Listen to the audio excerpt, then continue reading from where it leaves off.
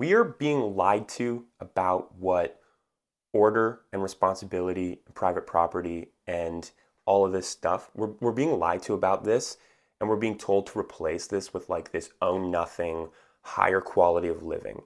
And I'm going to argue that like this replacement of ownership and like responsibility to the things that we own necessarily lead to a totalitarian state, which is what we all agree we want to avoid. And yet we're kind of ushering that in. So let me make my point here. Virtue and order and responsibility, I think these are all tied together. Without responsibility, without owning something, like I'm not talking about like this like legalistic thing, but like the things that you live in, your car, maybe your phone, your computer, your room that you sleep in. This type of ownership, like I rent, but I kind of own to some degree. I'm responsible for my living space. I'm responsible for my body. I'm responsible for my meals, you know. These types of things, they they give back virtue. The more ordered I am in doing my life, the more virtue I obtain from it. So there's a real opportunity here. There's an opportunity with this. Um, Order and virtue are really important for the flourishing of society. If we don't have order, we have chaos.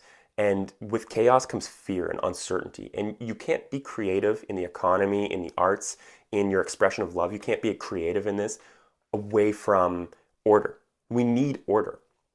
And we're replacing order with what looks like order, quality of life, this like idea. Now, don't get me wrong, I'm pro quality of life. I want people to have high quality of lives, high quality living.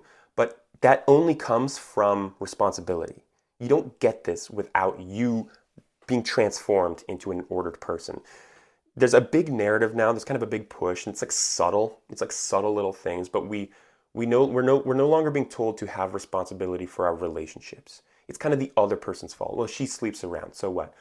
He's a dick. You know what I mean? So what? I don't feel responsible for this. No, no, no. To some degree, we owe these people, even if they're wrong. We owe them charity. We owe them love.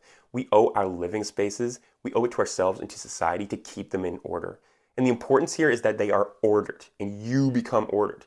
And you can then bring that forth into society and contribute to the flourishing of other people. So I'm not arguing about like state intervention here. There's a proper place for the state, and there's a proper place for intervention, and there's people who need help, and there's all these things. Like I'm not arguing about that. What I'm talking about is the importance of responsibility, and it's being subverted in our culture by things like own nothing, be happy, or it's being subverted by quality of life talk. Beware of that, separated from order and responsibility. That's all I'm saying.